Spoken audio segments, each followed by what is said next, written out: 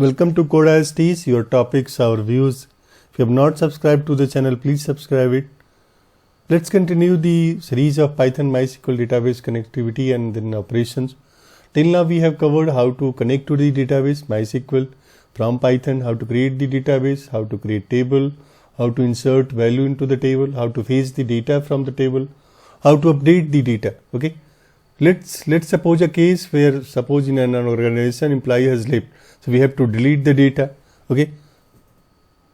So we have created this employee table. So suppose we want to delete the employee whose employee ID is 2. I don't want this records into the table. So how we do this?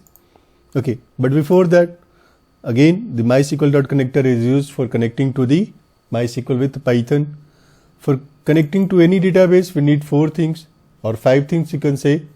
First, host name or the server name, user ID and the password to connect to the server, database in which we are doing the operations. Fifth, port is required. If we are running on a default port, it's not required. If we are not running on a default port, we have to pass the port number. So by default, MySQL run on 3306 port number. In my case, it's running on the same port, so we have not passed the port number. Otherwise, if MySQL is not running on a 3306, we have to pass the port number also.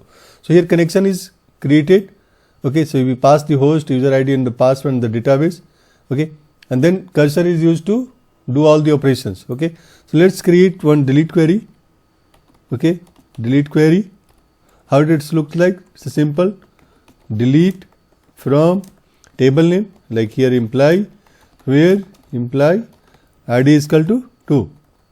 Okay, we pass this to the cursor dot execute.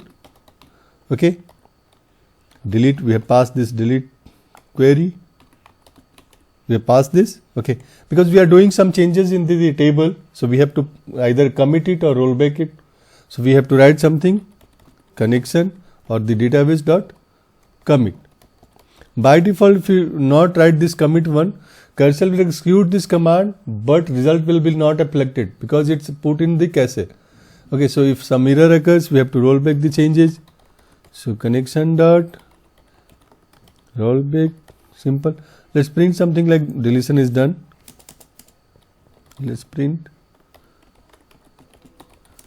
is done. Simple. This is the simple way of deleting one column or one rows from the table. Okay, let's run this. Okay, now deletion is done. Let's see into the table. Let's refresh it. See here the employee ID was 2, employee ID 2 number row is deleted, right? But again, this is not advisable because we have passed this the value into the 2. Okay, it's known as SQL injection. So SQL injection says that don't pass anything, any parameters values into the query. So how we handle this? So already there is placeholder in this percentages. So you can pass here because you have put here placeholder. So we have to pass the value. So value should be something like let's say currently let's want we have deleted this 8 number ID, right? Okay, so we pass something like 8. Okay, we are passing the tuple here.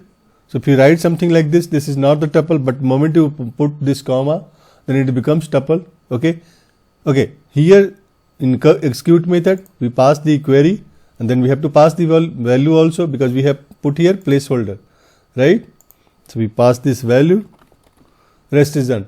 By doing this, we can handle the SQL injection. Now the query, it will pass through the server or client. It doesn't have a value. Value should be either here encrypted or in any way. Okay, let's run this. Deletion is done. Let's check into the table. Refresh it.